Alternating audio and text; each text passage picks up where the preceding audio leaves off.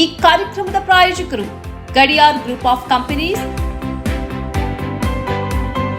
specialized in piling and shoring, engineering consultancy, firefighting, steel structures, real estate. Office, SIT Tower, Silicon Oasis, Dubai, UAE. ವೀಕ್ಷಕರೇ, ಸನ್ಮಾರ್ಗ ನ್ಯೂಸ್ಗೆ ಸ್ವಾಗತ. ನಾನು ಪ್ರಿಯ Sudesh. Dengue ತಡೆಗಟ್ಟುವ ಕ್ವಿಡೆಂಗಾ ಲಸಿಕೆಗೆ ಭಾರತೀಯ ಔಷಧ ಮಹಾನಿಯಂತ್ರಕರು ಅನುಮೋದನೆ ನೀಡಿದ್ದಾರೆ. 4 ರಿಂದ 60 ವರ್ಷದೊಳಗಿನವರಿಗೆ ಲಸಿಕೆ ನೀಡಲು ಅವಕಾಶ ಕಲ್ಪಿಸಲಾಗಿದೆ. ಈ ಲಸಿಕೆಗೆ WHO ಫ್ರೀ ಕ್ವಾಲಿಫಿಕೇಶನ್ ಕೂಡ ಲಭಿಸಿದ್ದು, ಗುಣಮಟ್ಟ, ಸುರಕ್ಷತೆ ಮತ್ತು ಪರಿಣಾಮಕಾರಿತ್ವದ ಅಂತಾರಾಷ್ಟ್ರೀಯ ಮಾನದಂಡಗಳನ್ನು ಇದು ಪೂರೈಸಿದೆ. ಜಪಾನ್ನ ಪ್ರಮುಖ ಜೈವಿಕ ಔಷಧ ಕಂಪನಿ ಟಕೇಡಾ ಅಭಿವೃದ್ಧಿಪಡಿಸಿರುವ ಈ ಲಸಿಕೆ ಡೆಂಗ್ಯೂ ಸೋಂಕು ಈ ಹಿಂದೆ ಬಂದಿದ್ರೂ ಅಥವಾ ಬರದಿದ್ರೂ ಎಲ್ಲರೂ ಪಡೆಯಬಹುದಾಗಿದೆ. ಲಸಿಕೆ ನೀಡುವ ಮೊದಲು ಡೆಂಗ್ಯೂ ಪರೀಕ್ಷೆ ಮಾಡಿಸಬೇಕಾದ ಅಗತ್ಯವೂ ಇಲ್ಲ ಎಂಬುದು ಇದರ ಪ್ರಮುಖ ವಿಶೇಷತೆಯಾಗಿದೆ. ಕ್ವಿಡೆಂಗಾ ಲಸಿಕೆಯನ್ನು 2 ಹಂತಗಳಲ್ಲಿ ನೀಡಲಾಗುತ್ತದೆ. ಮೊದಲ ಡೋಸ್ ಪಡೆದ 3 ತಿಂಗಳ ಬಳಿಕ ಎರಡನೇ ಡೋಸ್ ನೀಡಲಾಗುತ್ತದೆ. ಡೆಂಗ್ಯೂ ವೈರಸ್ನ 4 ಸೈರೋಟೈಪ್ಗಳ ವಿರುದ್ಧ ರಕ್ಷಣೆ ನೀಡುವಂತೆ ಈ ಲಸಿಕೆಯನ್ನು ಅಭಿವೃದ್ಧಿಪಡಿಸಲಾಗಿದೆ.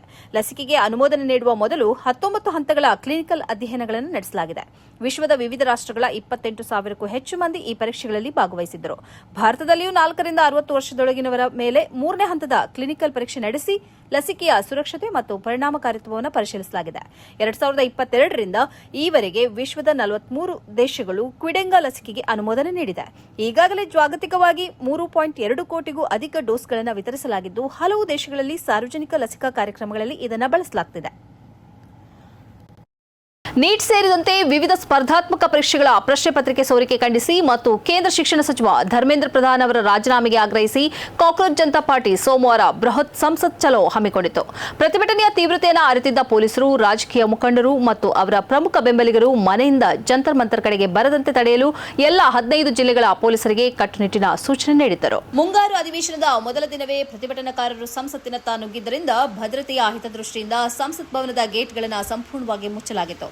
ಪ್ರತಿಭಟನೆಯ ಪ್ರಮಾಣವನ್ನು ಪೊಲೀಸರು ಕಡಿಮೆ ಅಂದಾಜು ಮಾಡಿದ್ದೇ ಇಷ್ಟೆಲ್ಲ ಗೊಂದಲಕ್ಕೆ ಕಾರಣವಾಗಿದೆ. ಸಿಜೆಪಿ ಆಯೋಜಿಸಿದ ಪ್ರತಿಭಟನೆಯಲ್ಲಿ ಕೇವಲ 5,000 ಜನರು ಭಾಗವಹಿಸಬಹುದು ಎಂದು ನಾವು ನಿರೀಕ್ಷಿಸಿದ್ದೆವು. ಆದರೆ ಜಂತರ್ ಮಂತರ್ನಿಂದ ಆರಂಭವಾದ ಮೆರವಣಿಗೆಯಲ್ಲಿ ದಿಢೀರನೆ 12,000ಕ್ಕೂ ಹೆಚ್ಚು ಪ್ರತಿಭಟನಾಕಾರರು ಸೇರಿದ್ದಾರೆ ಎಂದು ಕೇಂದ್ರ ಕೈಗಾರಿಕಾ ಭದ್ರತಾ ಪಡೆಯ CISF ಮೂಲಗಳು ತಿಳಿಸಿವೆ. ಊಹೆಗೂ ಮೀರಿದ ಜನಸ್ತೋಮ ಹರಿದು ಬಂದಿದ್ದರಿಂದ ಎಚ್ಚೆತ್ತ ದೆಹಲಿ ಪೊಲೀಸರು ತುರ್ತು ಕ್ರಮಗಳಿಗೆ ಮುಂದಾದರು. ನವದೆಹಲಿ ಜಿಲ್ಲೆಯಾದ್ಯಂತ 2,000ಕ್ಕೂ ಹೆಚ್ಚು ಸಿಬ್ಬಂದಿಯನ್ನೊಳಗೊಂಡ 32 ತುಕಡಿಗಳ ಅರೆಸೇನಾ ಪಡೆಗಳನ್ನು ನಿಯೋಜಿಸಲಾಗಿತ್ತು. ಆದರೂ ಜನಸಂದಣಿಯನ್ನು ನಿಯಂತ್ರಿಸಲು ಸಾಧ್ಯವಾಗದಿದ್ದಾಗ ಎಲ್ಲ 14 ಜಿಲ್ಲೆಗಳಿಂದ ತಲಾ 100 ಪೊಲೀಸ್ ಸಿಬ್ಬಂದಿಯೊಂದಿಗೆ ತಕ್ಷಣವೇ ಒಬ್ಬ ACP ದರ್ಜೆಯ ಅಧಿಕಾರಿಯನ್ನು ನಿಯೋಜಿಸುವಂತೆ ಸೋಮವಾರ ಬೆಳಗ್ಗೆ ದೆಹಲಿ ಪೊಲೀಸ್ ಕೇಂದ್ರ ಕಚೇರಿಯು ತುರ್ತು ಸಂದೇಶ ರವಾನಿಸಬೇಕಾಯಿತು. ಸಂಸತ್ ಮತ್ತು ಜಂತರ್ ಮಂತರ್ ಸಂಪರ್ಕಿಸುವ ರಸ್ತೆಗಳಲ್ಲಿ ಭದ್ರತೆಗಾಗಿ 24 ಗಂಟೆಗಳಲ್ಲಿ ಹೊಸದಾಗಿ ಸಿಸಿಟಿವಿ ಕ್ಯಾಮೆರಾಗಳನ್ನು ಅಳವಡಿಸಲಾಗಿತ್ತು. ಉಪವಾಸ ಸತ್ಯಾಗ್ರಹ ನಡೆಸ್ತಾ ಇದ್ದ ಸೋನಂ ವಾಂಗ್ಚುಕ್ ಅವರನ್ನು ಆಸ್ಪತ್ರೆಗೆ ದಾಖಲಿಸಿದ ನಂತರ ಈ ಪ್ರತಿಭಟನೆ ತೀವ್ರ ಸ್ವರೂಪ ಪಡೆದುಕೊಳ್ಳುವಂತಾಯಿತು. ಸಂಸತ್ ಚಲೋ ಮೆರವಣಿಗೆಯ ವೇಳೆ ಶಿಕ್ಷಣ ತಜ್ಞ ಹಾಗೂ ಲಡಾಖ್ ಹೋರಾಟಗಾರ ಸೋನಂ ವಾಂಗ್ಚುಕ್ರ ಪತ್ನಿ ಗೀತಾಂಜಲಿ ಜೆ ಆಂಗ್ಮೋ ಸೇರಿದಂತೆ ಹಲವಾರು ಪ್ರತಿಭಟನಾಕಾರರ ಮೇಲೆ ದೆಹಲಿ ಪೊಲೀಸರು ದೌರ್ಜನ್ಯ ಎಸಗಿದ್ದಾರೆ ಎಂದು ಜಿರಳೆ ಜನತಾ ಪಕ್ಷ ಆರೋಪ ಮಾಡಿದೆ. ಸಾಮಾಜಿಕ ಜಾಲತಾಣ ಎಕ್ಸ್ನಲ್ಲಿ ಸರಣಿ ಪೋಸ್ಟ್ ಮಾಡಿರುವ ಸಿಜೆಪಿ ಮುಖ್ಯ ವಕ್ತಾರ ಸೌರವ್ ದಾಸ್ ಪ್ರತಿಭಟನಾಕಾರರ ವಿರುದ್ಧ ಅತಿಯಾದ ಬಲಪ್ರಯೋಗ ಮಾಡಿದ್ದಾರೆ ಎಂದು ಸುದೀರ್ಘವಾಗಿ ಬರೆದುಕೊಂಡಿದ್ದಾರೆ.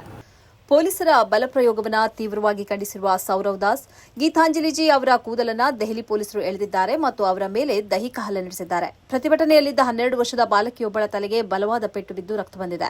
ಅಷ್ಟೇ ಅಲ್ಲದೆ ಇತರ 40 ರಿಂದ 50 ಪ್ರತಿಭಟನಾಕಾರರ ತಲೆಗಳು ಒಡೆದು ಗಾಯಗೊಂಡಿವೆ. ದೆಹಲಿ ಪೊಲೀಸರು ಅಲ್ಲಿ ನಿಜಕ್ಕೂ ಏನ್ ಮಾಡ್ತಿದ್ದಾರೆ ಎಂದು ಕಿಡಿಕಾರಿದ್ದಾರೆ. ಸಾಮಾಜಿಕ ಜಾಲತಾಣಗಳಲ್ಲಿ ವಿದ್ಯಾರ್ಥಿಗಳು ಮತ್ತು ಪ್ರತಿಭಟನಾಕಾರರ ಮೇಲೆ ತೀವ್ರ ದಾಳಿ ನಡೆಸುತ್ತಿರುವ ವಿಡಿಯೋಗಳು ವೈರಲ್ ಆಗ್ತಿದ್ದಂತೆ ದೆಹಲಿ ಪೊಲೀಸರ ಈ ವಿಕೃತ ನಡವಳಿಕೆಯ ವಿರುದ್ಧ ಸಾರ್ವಜನಿಕ ವಲಯದಲ್ಲೂ ವ್ಯಾಪಕ ಆಕ್ರೋಶ ವ್ಯಕ್ತವಾಗಿದೆ. ಮೆರವಣಿಗೆ ಸಂದರ್ಭದಲ್ಲಿ ಸಂಸತ್ತಿನ ಕಡೆಗೆ ಮುನ್ನುಗ್ಗುತ್ತಿದ್ದ ಪಕ್ಷದ ಸಂಸ್ಥಾಪಕ ಅಭಿಜಿತ್ ದೀಪ್ಕೆ ಅವರನ್ನು ಪೊಲೀಸರು ವಶಕ್ಕೆ ಪಡೆದಿದ್ದಾರೆ ಎಂದು ದಾಸ್ ತಿಳಿಸಿದ್ದಾರೆ. ಮತ್ತೊಂದು ಪ್ರತ್ಯೇಕ ಎಕ್ಸ್ ಪೋಸ್ಟ್ನಲ್ಲಿ ದಾಸ್, ದೀಪ್ಕೆ ಅವರನ್ನು ಪೊಲೀಸರು ವಶಕ್ಕೆ ಪಡೆದುಕೊಂಡಿದ್ದಾರೆ. ಬೀದಿಗಳಲ್ಲಿ ಹಕ್ಕೊತ್ತಾಯಕ್ಕಾಗಿ ಹೋರಾಡುತ್ತಿರುವ ವಿದ್ಯಾರ್ಥಿಗಳ ಬೆಂಬಲಕ್ಕೆ ನಿಲ್ಲುವಂತೆ ನಾವು ದೇಶದ ಎಲ್ಲ ಸಂಸದರಲ್ಲಿ ಮನವಿ ಮಾಡುತ್ತೇವೆ. ಪೊಲೀಸರು ಪ್ರತಿಭಟನಾಕಾರರನ್ನು ಅತ್ಯಂತ ಕ್ರೂರವಾಗಿ ಕೆಡವಿ ಹೊಡೆಯುತ್ತಿದ್ದಾರೆ ಎಂದು ಕಳವಳ ವ್ಯಕ್ತಪಡಿಸಿದ್ದಾರೆ. ಕೃತ್ಯ ನಡೆದ ಸಾಕ್ಷಿಗಳು ವಿಡಿಯೋ ರೂಪದಲ್ಲಿ ಹರಿದಾಡುತ್ತಿದ್ದರೂ ಪೊಲೀಸರು ಆರೋಪವನ್ನು ನಿರಾಕರಿಸುತ್ತಿರುವುದು ತೀವ್ರ ಚರ್ಚೆಗೆ ಗ್ರಾಸವಾಗಿದೆ. ಡೊನಾಲ್ಡ್ ಟ್ರಂಪ್ ನಂಬಿ ನಮ್ಮ ನೆಲಕ್ಕೆ ಕಾಲಿಡುವುದು ನಿಮ್ಮ ಜೀವನದ ಕೊನೆಯ ತಪ್ಪು ಎಂದು ಯುಎಸ್ ಯೋಧರಿಗೆ ಇರಾನ್ ಎಚ್ಚರಿಕೆ ನೀಡಿದೆ. ಅಮೆರಿಕದ ಭೂಸೇನೆ ಕಾರ್ಗ್ ದ್ವೀಪದ ಸಮೀಪ ಬರುವುದನ್ನು ಐಆರ್ಜಿಸಿ ಕಾತರದಿಂದ ಕಾಯುತ್ತಿದೆ ಎಂದು ಇರಾನ್ನ ವಿದೇಶಾಂಗ ಸಚಿವಾಲಯದ ವಕ್ತಾರ ಇಸ್ಮಾಯಿಲ್ ಬಗೈಲ್ ಹೇಳಿದ್ದಾರೆ. ಅಮೆರಿಕದ ಯೋಧರು ಇರಾನ್ ನೆಲಕ್ಕೆ ಕಾಲಿಟ್ಟರೆ ಗಂಭೀರ ಸ್ವರೂಪದ ಪರಿಣಾಮಗಳನ್ನು ಎದುರಿಸಲಿದ್ದಾರೆ ಎಂದು ಬಗೈಲ್ ಎಚ್ಚರಿಸಿದ್ದಾರೆ. ಅಮೆರಿಕ ಅಧ್ಯಕ್ಷ ಡೊನಾಲ್ಡ್ ಟ್ರಂಪ್ ಅವರ ವ್ಯಾಪಕ ಬೆದರಿಕೆಗಳ ಮಧ್ಯೆ ನಿರ್ಣಾಯಕ ತೈಲ ಸಂಗ್ರಹಗಾರವಾದ ಕಾರ್ಗ್ ದ್ವೀಪವನ್ನು ವಶಪಡಿಸಿಕೊಳ್ಳುವ ಯಾವುದೇ ಸಾಹಸದ ಪರಿಣಾಮಗಳ ಬಗ್ಗೆ ಇರಾನ್ ಗಂಭೀರ ಎಚ್ಚರಿಕೆ ನೀಡಿದೆ. ಇರಾನ್ನ ವಿದೇಶಾಂಗ ಸಚಿವಾಲಯದ ವಕ್ತಾರ ಇಸ್ಮಾಯಿಲ್ ಬಘೈ ಯಾವುದೇ ನೆಲದ ಕಾರ್ಯಾಚರಣೆಗಳಿಗಾಗಿ ನಾವು ಅಮೆರಿಕದ ಪಡೆಗಳನ್ನು ಸ್ವಾಗತಿಸಲು ಎದುರು ನೋಡುತ್ತಿದ್ದೇವೆ ಎಂದು ಸೂಚ್ಯವಾಗಿ ಹೇಳಿದ್ದಾರೆ. ಕಾರ್ಗ್ ದ್ವೀಪದ ನೆಲೆಯಲ್ಲಿ ಅಮೆರಿಕದ ಪಡೆಗಳು ಕಾಲೂರುವುದನ್ನು ನಾವು ಕಾಯುತ್ತಿದ್ದೇವೆ. ಯುಎಸ್ ಸೈನಿಕರನ್ನ ಸ್ವಾಗತಿಸಲು ನಮ್ಮ ಐಆರ್ಜಿಸಿ ಕಾತರದಿಂದ ಕಾಯುತ್ತಿದೆ. ಕಾರ್ಗ್ ದ್ವೀಪಕ್ಕೆ ಬರುವ ಪ್ರತಿಯೊಬ್ಬ ಅಮೆರಿಕನ್ ಸೈನಿಕನೂ ಗಂಭೀರ ಪರಿಣಾಮಗಳನ್ನು ಎದುರಿಸುತ್ತಾನೆ ಎಂದು ಇಸ್ಮಾಯಿಲ್ ಬಘೈ ಎಚ್ಚರಿಕೆ ನೀಡಿದ್ದಾರೆ. ಈ ಹಿಂದೆಯೂ ಅಮೆರಿಕ ಸೇನೆಗೆ ಇರಾನ್ ಸ್ವಾಗತ ಕೋರಿದ್ದನ್ನು ಇಲ್ಲಿ ಸ್ಮರಿಸಬಹುದು. ಇರಾನ್ನ ಕರಾವಳಿಯಿಂದ 55 ಕಿಲೋಮೀಟರ್ ದೂರದಲ್ಲಿ ಬುಷೇರ್ ಪ್ರಾಂತ್ಯದಲ್ಲಿರುವ ಕಾರ್ಗ್ ಇರಾನ್ನ ತೈಲ ಉದ್ಯಮದ ಹೃದಯ ಭಾಗವಾಗಿದೆ. ಇರಾನ್ ತೈಲ ರಫ್ತಿನ 90% ನಿರ್ವಹಿಸುವ ಕಾರ್ಗ್ ಮುಖ್ಯ ಭೂಭಾಗಕ್ಕೆ ಹತ್ತಿರದಲ್ಲಿದೆ ಮತ್ತು ದೊಡ್ಡ ಕಚ್ಚಾ ಟ್ಯಾಂಕರ್ಗಳು ಸಹ ಡಾಕ್ ಮತ್ತು ಲೋಡ್ ಮಾಡಲು ಅನುವು ಮಾಡಿಕೊಡುವ ಆಳವಾದ ನೀರನ್ನು ಹೊಂದಿದೆ.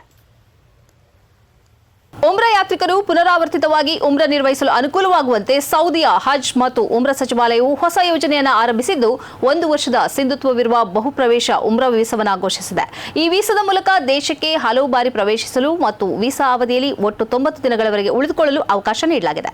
ಜಾರಿಯಾದ ದಿನಾಂಕದಿಂದ 1 ವರ್ಷದವರೆಗೆ ಮಾನ್ಯವಾಗಿರುವ ಈ ವೀಸಾದಲ್ಲಿ ನೀವು ಸೌದಿ ಅರೇಬಿಯಾದಲ್ಲಿ ಒಟ್ಟು 90 ದಿನಗಳವರೆಗೆ ನೆಲೆಸಬಹುದಾಗಿದ್ದು, ಬಂದು ಹೋಗುವ ಪ್ರತಿ ಬಾರಿಯೂ ನೀವು ಉಳಿದುಕೊಂಡ ದಿನಗಳು ಈ 90 ದಿನಗಳ ಅವಧಿಯಿಂದ ಕಡಿತಗೊಳ್ಳುತ್ತದೆ.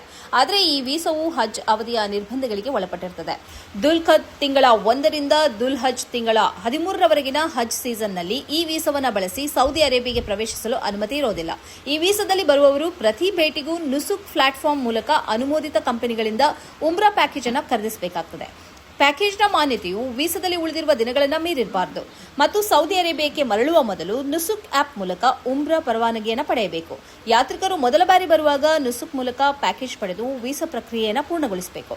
ನಂತರ ಅದೇ ವೀಸಾದಲ್ಲಿ ವಾಪಸ್ ಬರುವಾಗ ಹೊಸ ಪ್ಯಾಕೇಜ್ ಅನ್ನು ಪಡೆದುಕೊಂಡು ನುಸುಕ್ ಆಪ್ ಮೂಲಕ ಮತ್ತೊಮ್ಮೆ ಪರವಾನಗಿ ಪಡೆಯಬೇಕಿದ್ದು, ವಿಮಾನ ನಿಲ್ದಾಣಕ್ಕೆ ಬಂದಾಗ ಮತ್ತು ವಾಪಸ್ ಹೋಗುವಾಗ ವೀಸಾದಲ್ಲಿ ಉಳಿದಿರುವ ದಿನಗಳು ಸಿಸ್ಟಂನಲ್ಲಿ ಅಪ್ಡೇಟ್ ಆಗ್ತದೆ. ಇದು ಈ ಹೊತ್ತಿನ ಸುದ್ದಿ ಸಂಚಯ. ನಿರಂತರವಾಗಿ ನೋಡ್ತಾ ಇರಿ ಸನ್ಮಾರ್ಗ ನ್ಯೂಸ್. ಸುದ್ದಿಗಳ ಸಂತೆಯಲ್ಲಿ ಸತ್ಯದ ಮೊಂಬತ್ತಿ.